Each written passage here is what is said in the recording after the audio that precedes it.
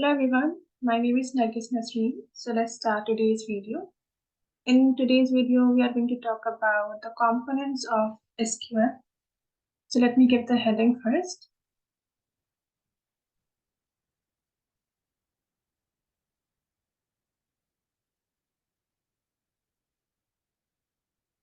Okay, so the first one is DDL, which stands for Data Definition Language. Second one is DML, which stands for Data Manipulation Language. Third one is DCL, which is Data Control Language. And the last one is TCL, that is Transaction Control Language. Transaction Control Language. Okay, so in today's class, we are going to talk about DDL. Okay, so let's see what do we do in DDL. So in DDL, let me give the heading first. In DDL, we basically write, let me write it down. We basically write a set of statements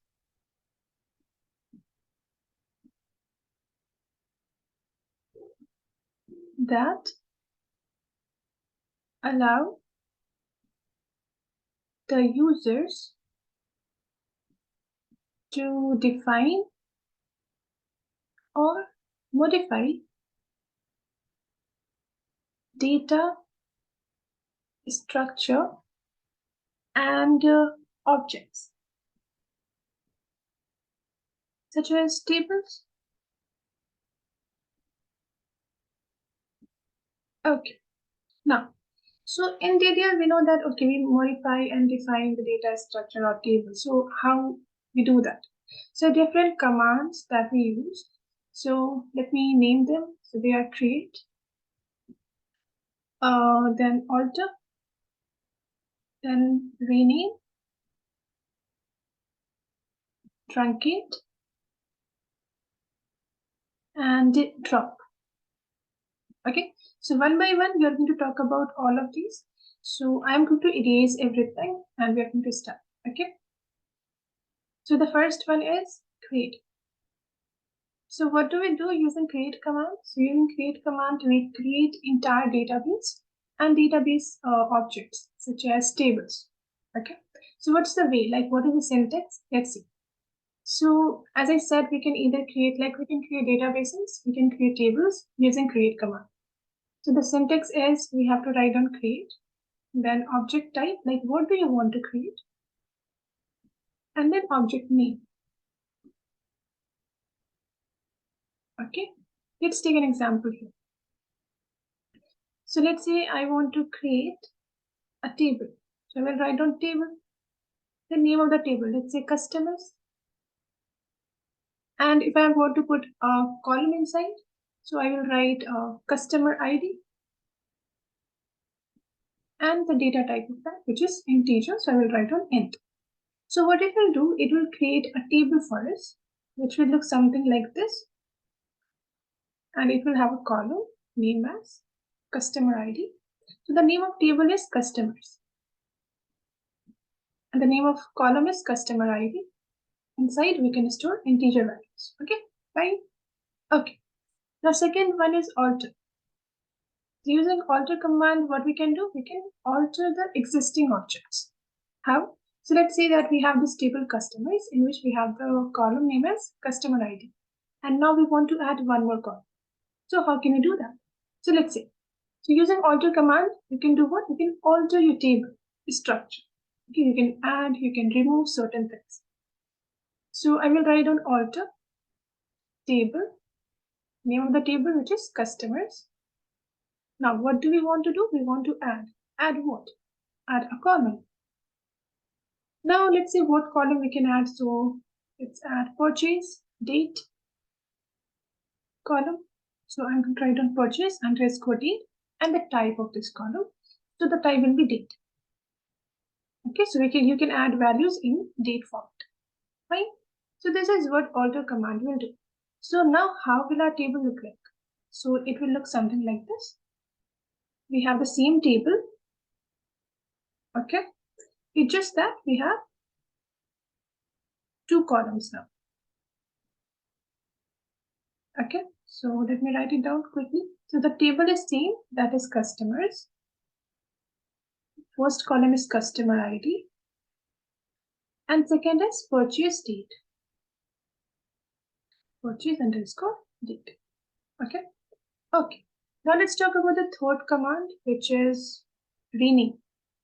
So just by the name itself, we can understand it is used to rename something, like maybe a table name or database name or the columns name of a certain table. So how can we do that? It's really simple. We have to write down rename.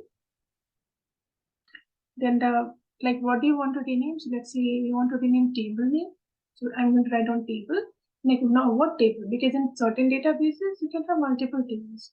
So we have right now only one. So I'm going to write on customers. To what? To, let's say, customer data. Customer underscore data. So what will happen now? Nothing will happen. It will just change the name of the table from customers to customer data. So now it will be this. The columns are going to be same. Everything is going to be same. Just that the name is updated. Okay. Then the fourth one is truncate. In truncate, what we do? So if you're going to use truncate, what will happen? Let's say that you have added some data inside. Okay. If you're going to use truncate, the data will be deleted. The table will be present. The table will not be deleted. Everything will be there. The name of the table, the columns of the table. It's just that all the data will be removed. Okay. So after that, you can add new data if you want. So how to write it? So we write truncate table. Now name of the table, which is customer data now. Customer data. So what it will do? It will just remove all the data from the table. Okay, and table will be there. Okay, let me remove this one because we have updated the name. Yep.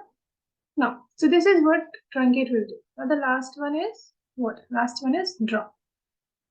So drop is also used to delete. Now delete what? It will delete all the data plus the whole table. So it will just remove it from your database completely. Okay, nothing will be removed. Everything will be removed. So if you are going to write down drop table customer data, so what will happen? It will remove the entire thing, entire table, and no sign of it will be left. No name of the table, no columns present inside, everything will be there. Okay, so this is how we use drop command. Fine. So we have talked about it. In the next class, we will see how to write it, how to create a table or database, and how to use all these 5 commands properly in MySQL Workbench. Okay. So let's meet in the next class. Till then, have a nice day. Take care. Bye-bye. And don't forget to like, subscribe, and share.